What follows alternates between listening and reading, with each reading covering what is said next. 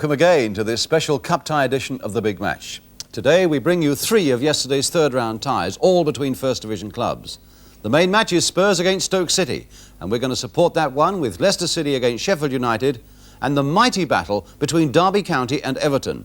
3 ties that'll provide the real flavour of the FA Cup. And first we go to White Hart Lane. Many times over the years we've been able to bring you the action and the atmosphere from this famous stadium. But today we can take you some way behind the scenes on this cup tie day to the panelled corridor outside the White Hart Lane dressing rooms.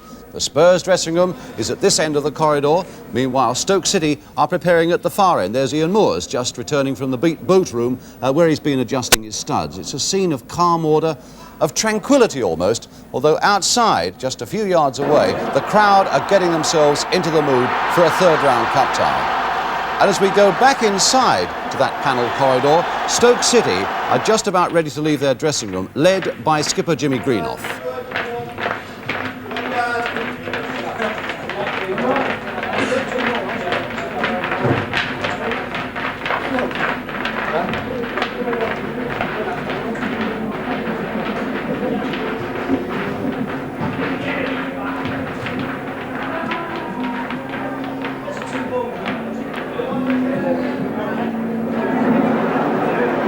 Now the crowd see them, though the majority there, of course, are waiting for the arrival of Spurs, and they won't have to wait long as Steve Perryman opens that door to lead his team out.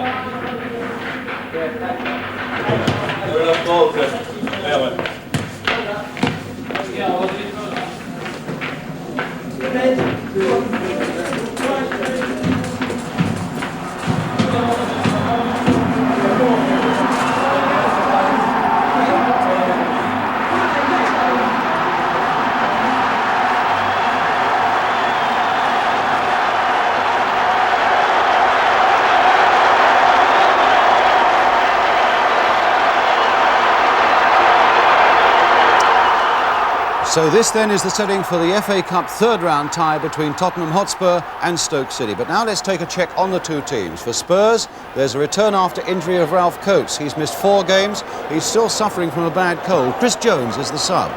As for Stoke, they've had a flu scare all week. The number 5 Alan Dodd was the main sufferer, but he too is fit to play. So Stoke are able to field their strongest side. The referee for this cup tie is Bob Matthewson of Bolton. And now the crowd of 26,000 is ready for the first whistle on a day when a high wind is going to make life difficult for the players and bitterly cold for some of the fans like these.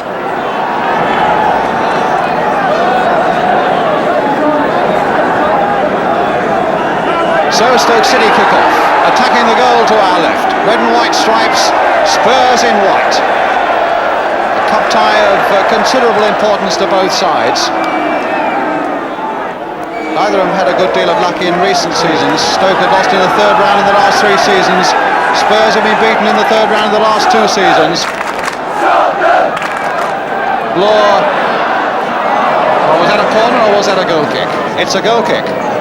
Ironic twist really to find that Jimmy Robertson, who used to be a Spurs player here in a cup tie, of course he scored in a cup final for Spurs against Chelsea way back in 1967. And I'm sure there's very little sentiment about him this afternoon.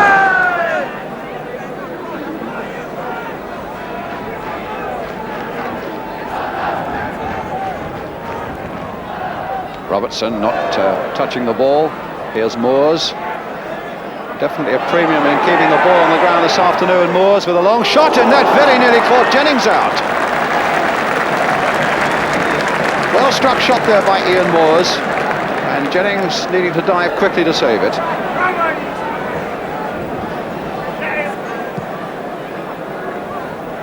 Chivers, a back header, but Alan Bloor is there for Stoke. A nice pass to Salmons.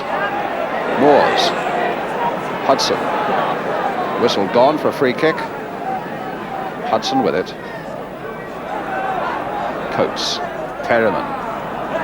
Mahoney. Salmons. Now Hudson. Hudson again, a little lucky there, taking a 1-2, and it's come through for Hudson, but the whistle had gone.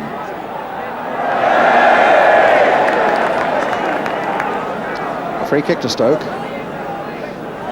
We might regret that the advantage wasn't played, but it was a very difficult one, that, for Bob Matthewson. The ball between his legs now as Salmons, who's quite a blaster, and Hudson behind it. And it's Salmons who blasted it, took a deflection on the way, and Jennings nicely behind it.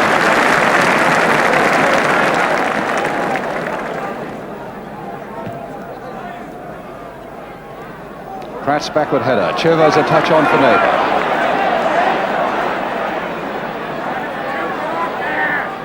Inside for John Pratt. Left foot, deflected off Hudson. Chivers hoping to make something of it, and could still. Oh, and Shilton a good push over the top under great pressure from Duncan. Pratt started it, and Chivers did well to turn that ball back, and Shilton was in a lot of trouble under pressure from Duncan, but still managed to push it over. So a corner for Tottenham.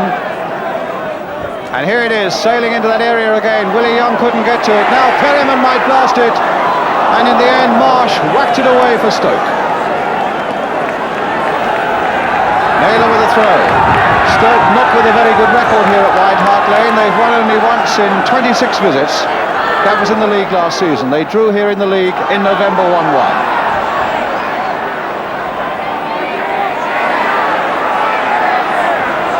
Pejic now for Stoke. And Tottenham with a throw.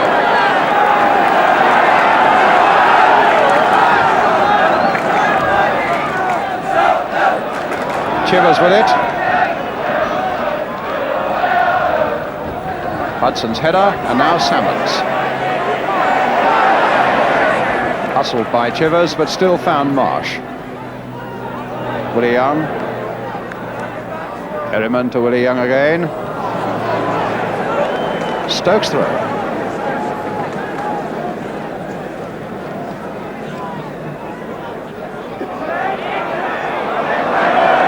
Young beating Moores. Here's McAllister. Now Pratt. For the second go. This time finds Chivers. Perryman. Naylor hearing outside him. Here's Terry Naylor. Time to cross it. Chivers on the far side. And Duncan might get there. Chivers might get there. And in the end, Stoke are happy to scramble that one away. Again, good pressure by Spurs on Stoke. Shilton appeared to have that ball and then didn't get it in the end. So Chivers with another throw. Pratt with a backward header. Shouldn't have been allowed to have done that. And Coates almost got in. Pratt tried to turn it back. Duncan might turn on it. Neighbour might get in. And in the end, Stoke, in a certain amount of disarray, get the ball away with Hudson to Moores. Now with Robertson. Osgood. Crowd getting behind Tottenham now, but it's a throw to Stoke. And a lot of work for Peter Shilton to do. The paper in that Stoke goal mouth. Quite amazing. Neighbour. Now Chivers. Oh, and the whistle had gone. The linesman was flagging. But he showed a bit of his old form there, the way he turned on that one and struck it. And now Stoke with a chance to break away with Jimmy Robertson. Hurdling over one challenge, going past Willie Young. Now could this be a goal for Jimmy Robertson? In the end, nothing coming of it, as Osgood turns it behind for the corner. Well, he hurdled past a challenge, he whistled past Willie Young. One would have thought that he could have taken it a bit further. And in the end, it was a corner. Much to the relief, I'm sure, of Pat Jennings and all the Tottenham players. So Salmons with the corner. Alan Dodd's up, not a particularly big fella.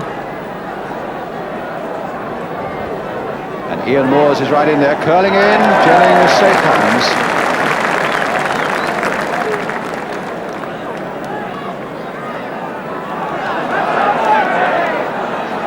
Naylor.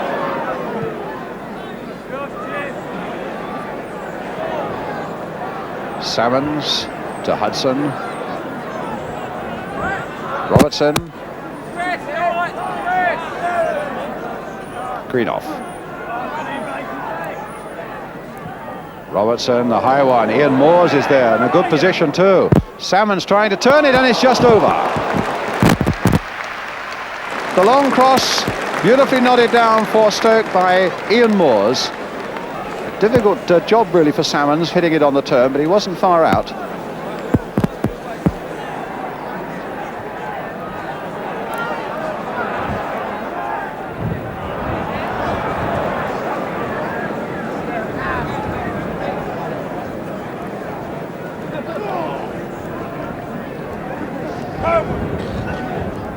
Pratt. That'll go back, but it might come for Duncan. Oh, and Shilton saved it. A bad back pass there from Salmons. Very nearly allowed Duncan to go in. An attacker back, really making trouble for his own defenders again. And Duncan coming back there and Shilton saving.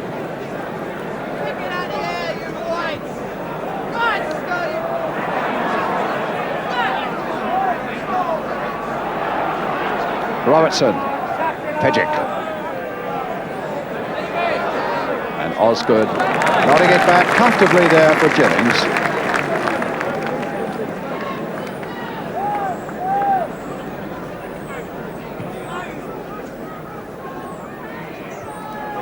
Well headed by Bloor, straight to Naylor. But stopped by Pejic. In goes Naylor. Hudson. Oh, and that might come for Chivers, but Hudson will get it back with the help of Salmons. Misunderstanding between Young and Naylor.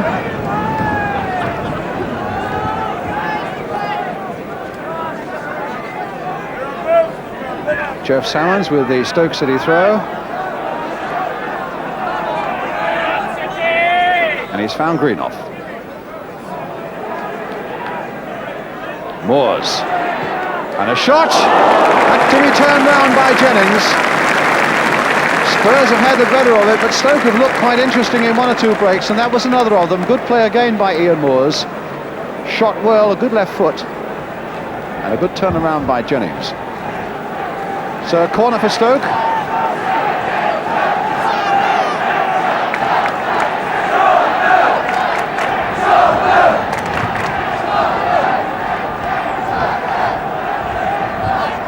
Corner curling in again, fisted away, but only half got away, and it'll come from Mahoney, lining it up, and it's a goal, and a good one!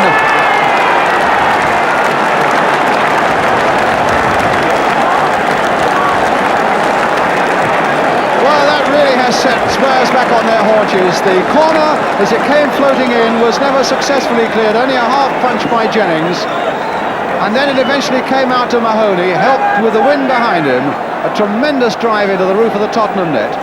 Spurs 0, Stoke City 1. John Mahoney the scorer.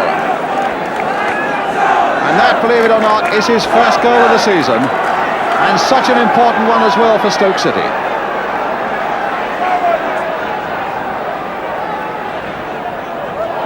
Now Neighbour. That's Shilton's. Some idea of how much it's gusting here. Flag really out straight there, and that's basically behind Stoke City.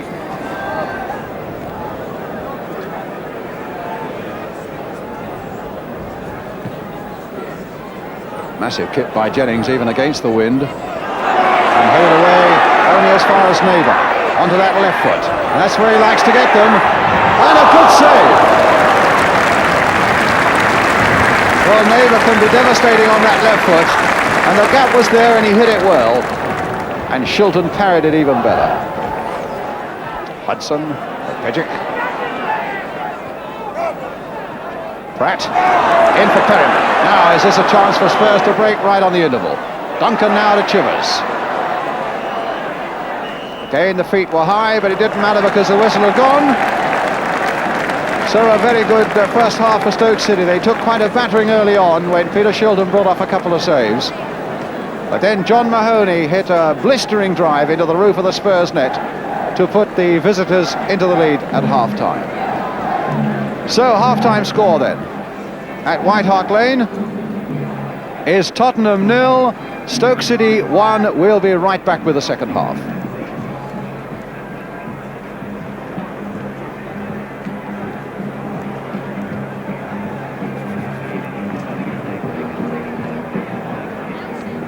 No,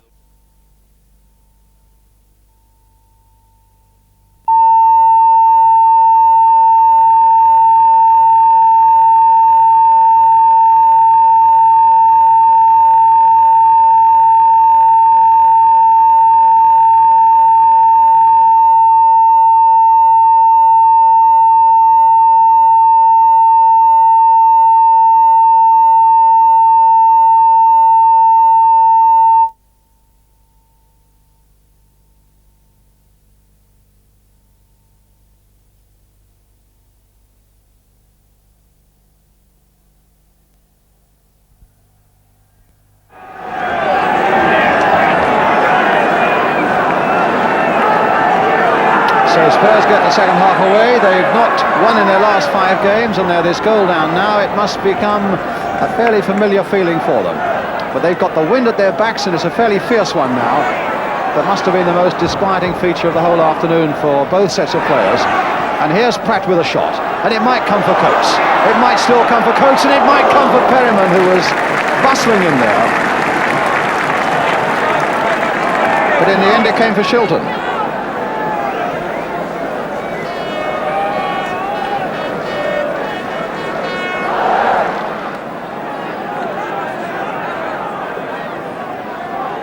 Marsh. Moores trying to chest it down for Greenoff, but instead it came to Perryman. Claims he was brought down by Hudson, but the referee said I saw nothing. And Pratt finding Neighbour. A screaming shot and a beautiful save. Lovely piece of football there as Neighbour went on his way. Hit a beautiful shot and a fine save there from Peter Shilton. Chivers has Dodd misjudged that one. Swept wide again for Neighbour, coming in fast. But Bloor getting it away again for Moores. Willie Young putting that one in. Can Duncan do something here? Dodd was there. And Spurs will get a corner. And someone in the crowd will probably get a headache with the way that was whacked into touch by Mike Pridgeck. So a corner which Pratt will take. Willie Young up again. Chairs at the near post. Duncan right in front of Shilton. Hit low, and Hudson can put it behind again, and Pratt will get a second chance.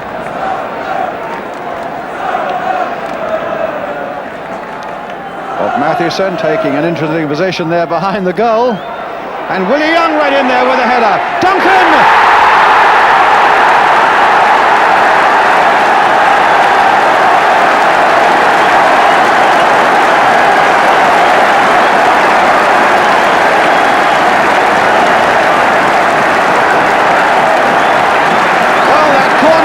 Sailing in, Willie Young rose beautifully at the far post, and Duncan hooked that ball in.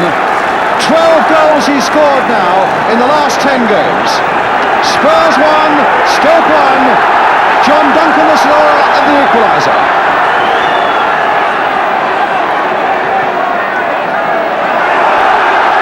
That's 6 minutes of the second half gone, and a free kick for Tottenham.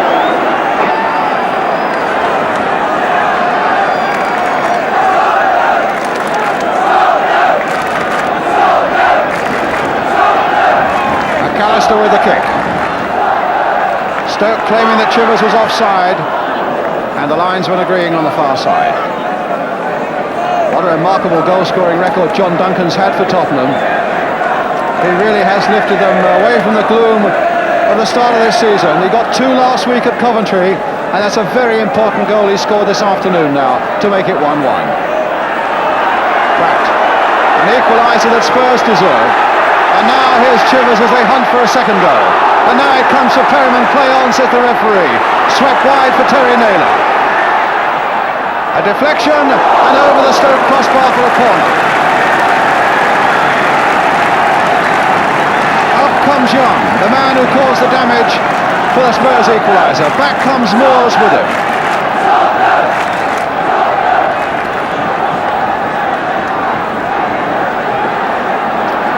Shilton and Doll are the Stoke players there. Duncan, the man who has menaced Stoke in this early part of the second half, number 10 for Tottenham. But it'll come towards Willie Young again, and Shilton had to turn that over too, and it's another corner.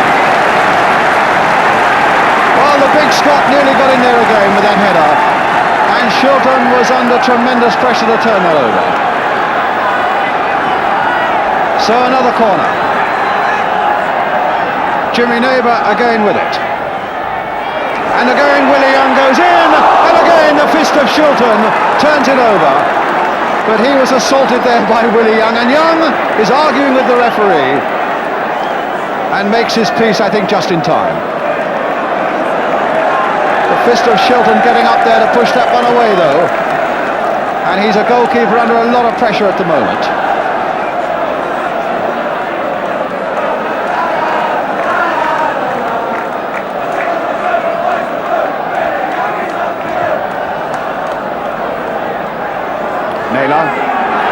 Chivers up under this one, but Dodd beat him in the air. Pratt really fighting for it now. Naylor going outside him, but Neighbour turning it in towards Chivers. There's a shot on the turn, and in fact it hit Duncan. Duncan again! Oh, and he's hit the crossbar! And eventually it was Mahoney who got it away. Chivers had a shot and it hit Duncan. It came out to Duncan, and he turned beautifully on it, curled it over Shilton. It hit the crossbar, and Mahoney got it away for Stoke.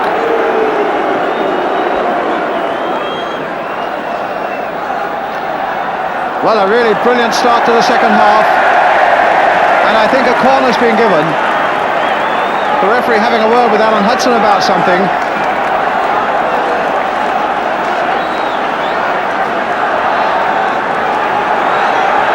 Well, a look of strain on that face now, as Spurs are really throwing everything at Stoke.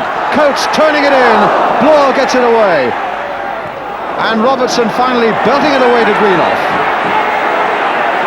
Willie Young herring back on the far side, you can see, because when Greenoff's in possession, Stoke are always in with a chance. But now it's McAllister. The long ball towards Duncan.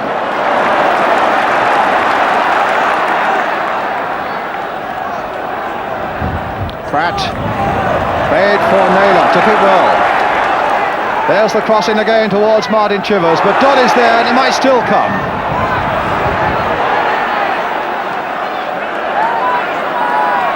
Osgood's header. Linesman flagging on the far side, offside against Tottenham, and a free kick to Stoke.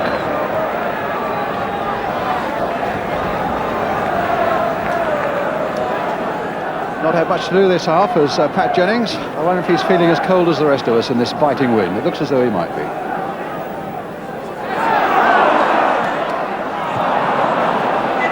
Well, the pass didn't match his good intentions, and McAllister colliding with a Stoke player as well. But here's Robertson now. And Robertson could have the beating of Willie Young here. This could be dangerous for Tottenham as Greenoff goes roaring in there, and in the end it's Naylor who got it away. Moores was right in there too. In fact, it was Moores and not Greenoff who got right in there. Greenoff down and injured after that collision at the other end of the field. And then a bit of trouble. Salmons crossing again. Naylor's header. Pratt getting it away, but not very far. Marsh heading it back again.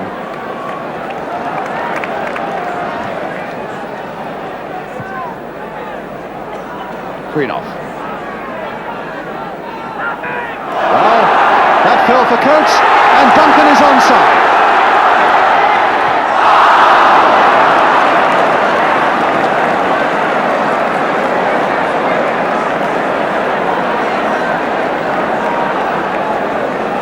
Now Marsh for Stoke.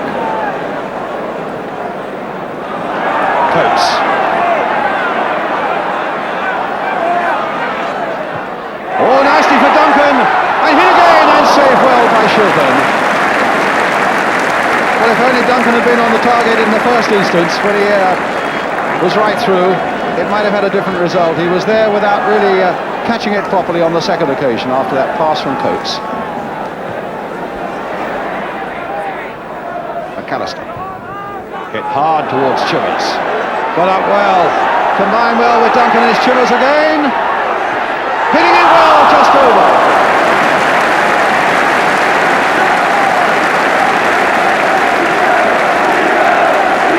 Well, he looked for all the world as though he was going to get that in lethal fashion on his right foot. In the end he did, and he was just too high. And Coates will now go off.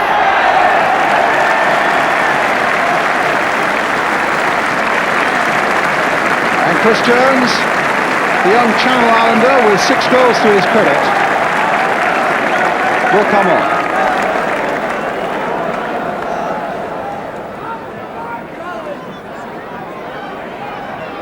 Perriman in. Here's McAllister. Now Chivers. McAllister again, planted forward first time towards Duncan. Oh, and Pidgeck might have given a chance there. Oh, what a great piece of goalkeeping by Shilton. Pidgeck's back pass was never going to reach the goalkeeper. Pratt went in, slightly hindered, I think, by a Stoke player, but Shilton came out like a bullet.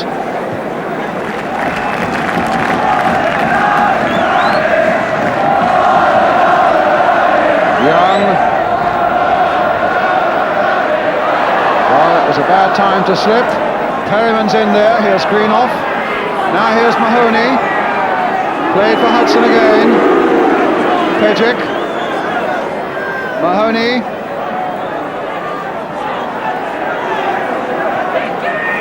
Salmons had a quiet game. Brought down. And that's the final whistle. And Stoke have got a replay. Shilton, who made some excellent saves, some really fine goalkeeping from him. With John Duncan having scored the equaliser for Tottenham 5 minutes into the second half, after John Mahoney, the number 4, had put Stoke into the lead on the half hour. A game that was spoiled to a certain extent by the high wind, but a good deal of excitement in it for all that. Full-time scoreline in this third round cup tie, which means a replay at Stoke on Wednesday. Spurs 1, Stoke 1. Stoke, no doubt, more pleased by that result than Spurs. But let's get an instant reaction from the Spurs goal scorer, John Duncan, and manager Terry Neal, as they made their way back to the dressing rooms. Can I just have your immediate reaction to the game? Well, I thought we almost pressurised them into getting the winner near the end. But we're by no means finished yet. I'm sure we'll do well on Wednesday. I think it's Wednesday the replay. Tell us a bit about your goal. Well, I saw Willie Young was winning the header, and I just followed it over and followed it around and managed to get a good connection. And it went in. When you were in our studios yesterday watching Stoke play, I heard you say that you're a lucky man, but in fact you're a bit unlucky with the effort that hit the bar. Yeah, but I don't complain. You get your share. I'm happy to get one. I think really my immediate reaction is that it was a fine game, keenly contested game, and I look forward to that game on Wednesday. We've been playing well away from home, so... But you didn't win. Where did it go wrong for you today, really? I don't think it was a question of it going wrong. I think the lads played very well, considering the poor performances we've had at home. Stoke are a good side, difficult side to beat, as we found in the past. Basically, as I say, my immediate reaction is, you know, what a keenly contested cup tie it was, and if it's something similar with the right result, of course, for us on Wednesday, then I'll have no complaints. Why has it been difficult for you playing at home? I think we've been a little bit anxious to do very well. The lads have probably worked a little bit too hard at it. But today I was pleased that they showed a little more composure. They played good, positive football, and I was reasonably happy. Our reporter there, Martin Tyler. Mind you, Stoke had battled well all through the game, through a good deal of pressure as well.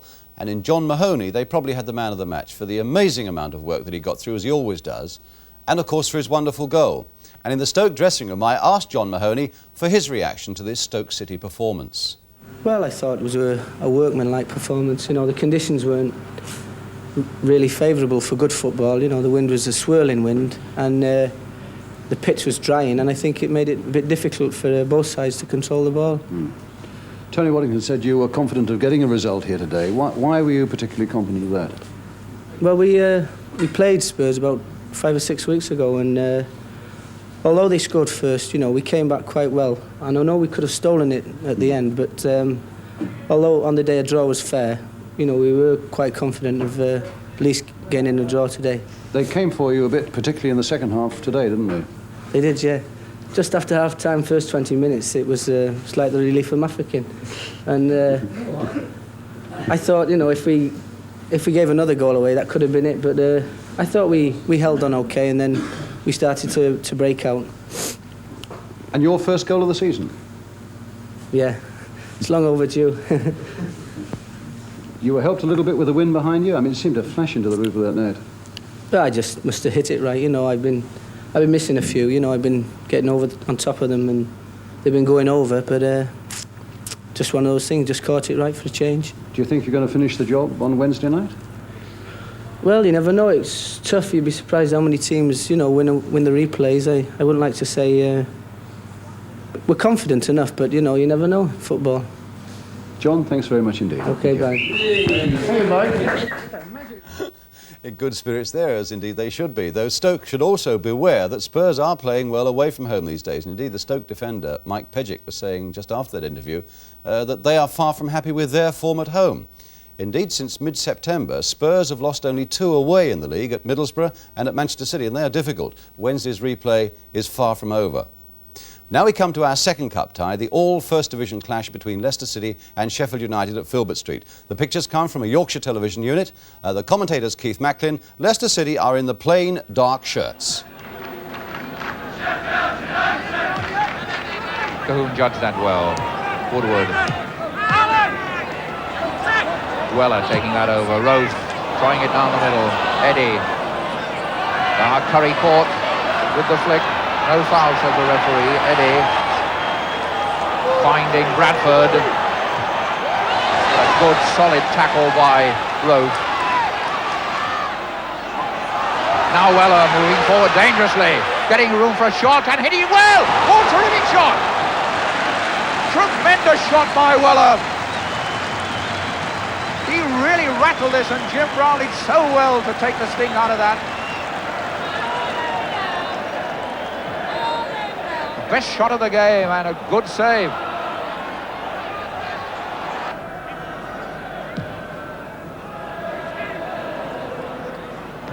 Lockley forces, that knocked him over. Lockley again. Ludlam, Bradford, Ludlam again. Weller, what a good player this man is. Beautiful stuff. Whitworth. And back to Weller.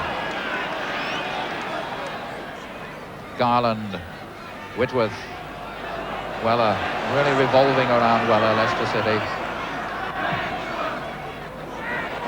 Worthington, Kemba trying to find room for the shot. Now Garland trying to turn onto it. Leicester piling it on now with Whitworth. Weller taking on Curry. And getting the cross in. It's Worthington.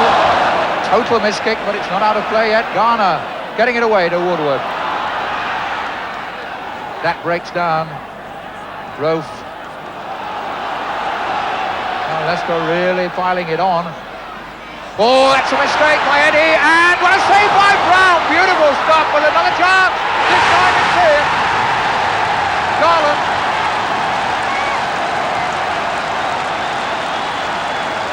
Petty's was the first mistake. Here we see it. Great save by Brown, but it wasn't cleared. And it's Garland who applied the coup de grace. Worthington and Franks in contention. Franks won it. Coming through to Curry. Doing extremely well under tremendous pressure from Kemba on Weller to win that. And up to support the attack. Curry, Woodward for the cross. Curling in.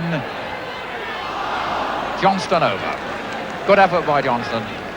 Got in the right position, got his head to the ball, but put it over. It was Woodward's cross, and it's Johnston who gets underneath it.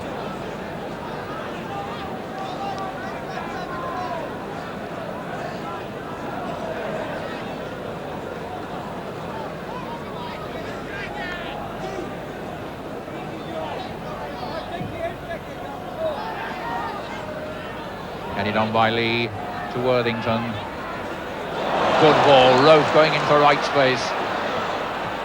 Cross for Garland.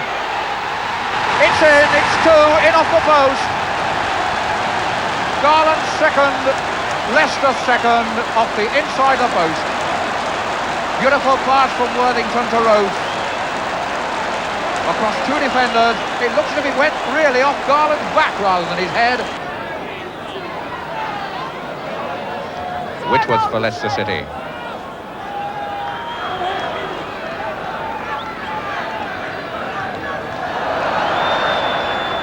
Jim Brown, Sheffield United needing to lift themselves again.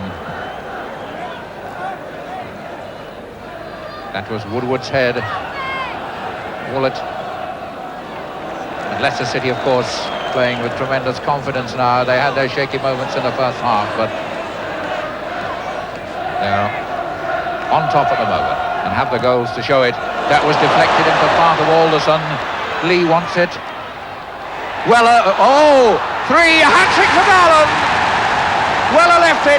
Garland gets his hat-trick. And Sheffield United has sunk. Here's Alderson. Weller it is who sells the dummy. And Garland, 3 in a row. And the reward for Leicester City, they're now at home in the next round to the winners of the Middlesbrough-Bury replay. Next, it's time for your letters, just one of them in fact today, as we take up a talking point of the past couple of weeks, ever since Alan Woodward of Sheffield United hit that 35-yard drive into the roof of the Derby County net. And John Murdoch of Plymouth and Peter Fogarty of London E10 say that arguments have raged in their local football clubs as to whether it was a brilliant goal or indeed whether a First Division goalkeeper should ever let anything in from that sort of range. Well, last week when Phil Parkes, the Queen's Park Rangers goalkeeper, was our guest, we discussed that point as Alan Woodward lined up that shot. So this is the Alan Woodward goal, and you see we'll freeze it at the moment of impact, and it must be all of 35 to 40 yards out. You can just see the corner of the penalty area, that's 18 yards. Now, Phil, he hits it beautifully, doesn't he? He strikes it very well there, yes. Colin Bolton's a little off his line there, not very much really. If he'd have been on his line, I think he might have stopped that. But I think he probably would be very disappointed at letting a goal like that in. The argument being, a lot of people saying it's a great goal, others saying that you should never let it in. I would be disappointed at letting a goal like that in anyway, from that distance. It certainly is incredible, well, you know, in First Division football to see those sort of going in. Colin Bolton would have been unhappy, and you certainly would. I think he would be very unhappy, yeah, you know. Thank you, Phil. But wait, because as a point of interest, Kevin Keegan was telling me after appearing in On the Ball yesterday that he was once behind a Woodward shot from a similar range, and he claims that Ray Clements in the Liverpool goal had no chance at all with that shot. So I suppose on that point the argument will go on. But of course what we want now is more action, and we get it in abundance as we bring you our third cup tie. It's the one at the baseball ground between Derby County, the champions, and Everton. A real blockbuster, covered by ATV, with Hugh Johns as the commentator, and with Derby County in white. Roger Davis a little bit too strong. Noticeably, Leighton James has switched to the right side of the park.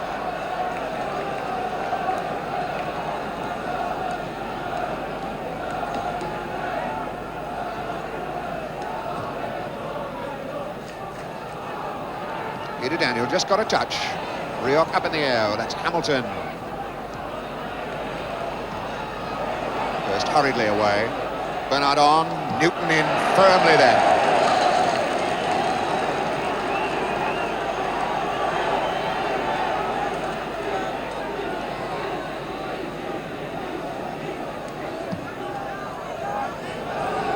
To Gist for Newton. Charlie George. Worked on for Davis. Nice ball, Gemmell. And Bernard biting sharply in the tackle. Quickly on, aiming for Charlie George. Hamilton in little difficulty there with Steve Powell right at his back. Davis, Hurst behind him. And Davis to hit it. Yes, and it will be now. Yes, indeed. Charlie George. 1-0. 3 minutes gone. Staggering blow then. Really staggering blow for Everton. The move starting off with a fine dummy run by Steve Powell to the left side that took 3 Everton men away. Roger Davis spotted his chance. Hit a real beauty that beat Davis off the post. When it came out, Charlie George, the poacher, was there to knock it in. Good curved ball then for George. On for James. Tackle by Darricott.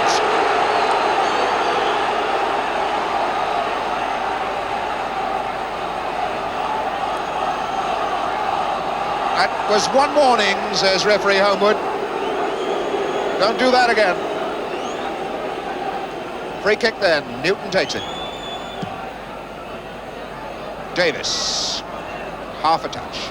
Bernard. Archie Gamble. He really made that ball his. Unlucky. Ball comes back off Hurst. On to Gamble. Everton throw.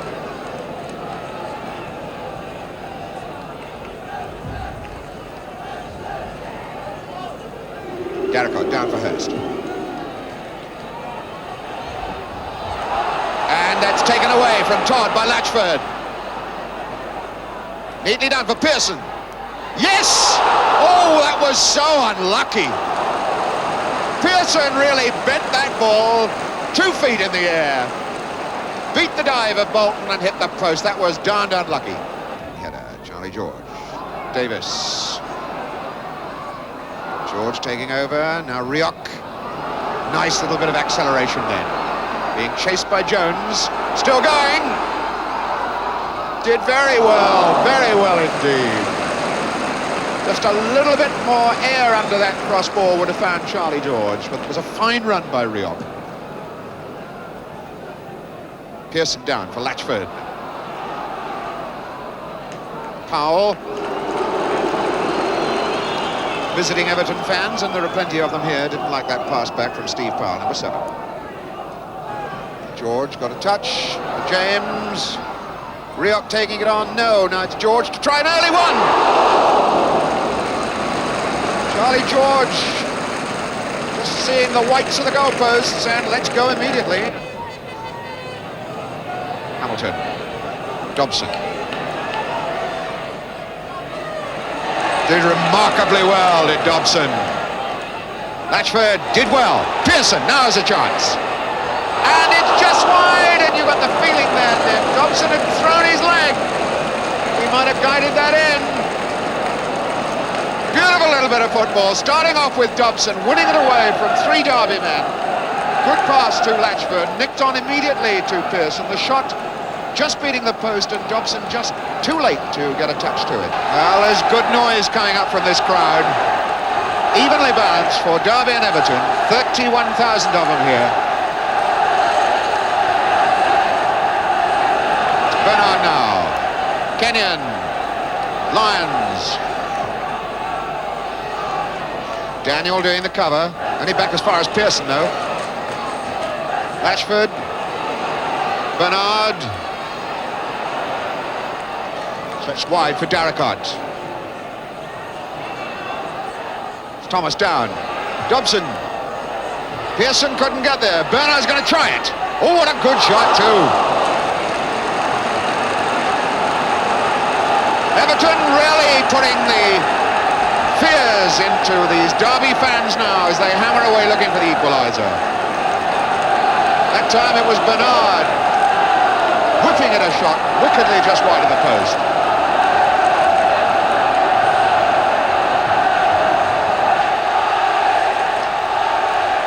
That was Lyons. Chased out for Latchford as Todd gets there.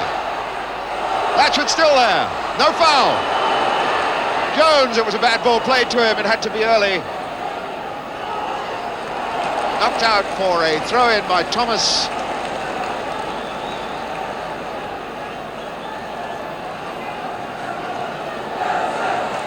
Gary Jones to take it. Ricky Bernard. Early. Hamilton. Neat stuff. Did Bolton get a touch? No, he didn't. Everton then pounding, driving, looking for this equaliser. And it's Derby fans who are quiet, and it's travelling Goodison fans who are making all the noise. There they go. Bernard's going through the middle. And Dobson spotted him. Good cover by Newton. But that was class football. Good running by Bernard. Good vision by Dobson. Good cover by Newton. Davis. Davis still going. They let him go. Shots on for George. And he scores number 2.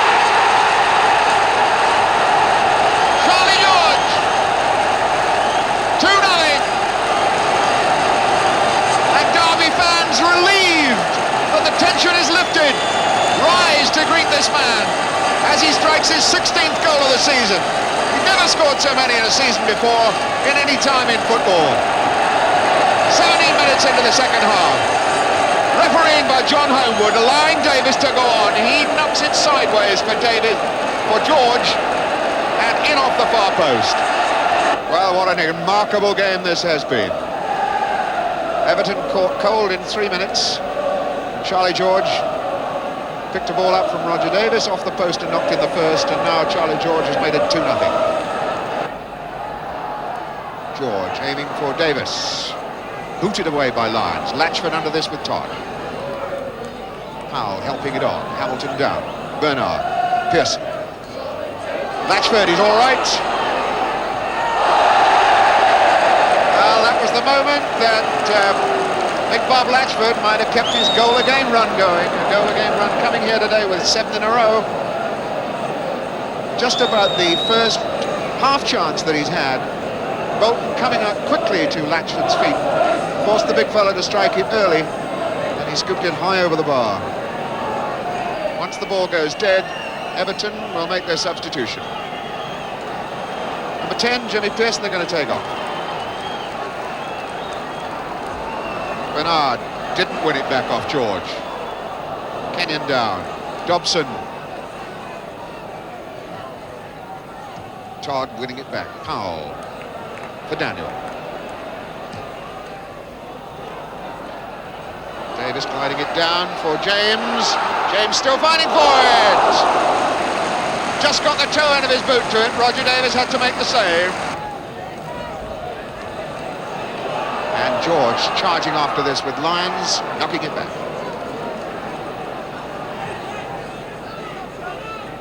Dobson gets it on well. Latchford, Dobson. Interception by Todd. Gemmell.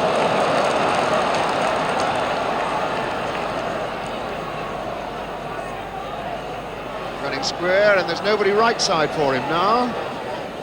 Charlie George, what a beautiful ball. Charlie George, the chance of his hat-trick there. Not too sure that he knew exactly what it was he was trying to do at that moment. Newton feeding Gemmell. Now Daniel. George. Hurst really doing an awful lot of good interception, intelligent interception work for Everton. Hamilton cutting away for Everton now, chased by Gemmell.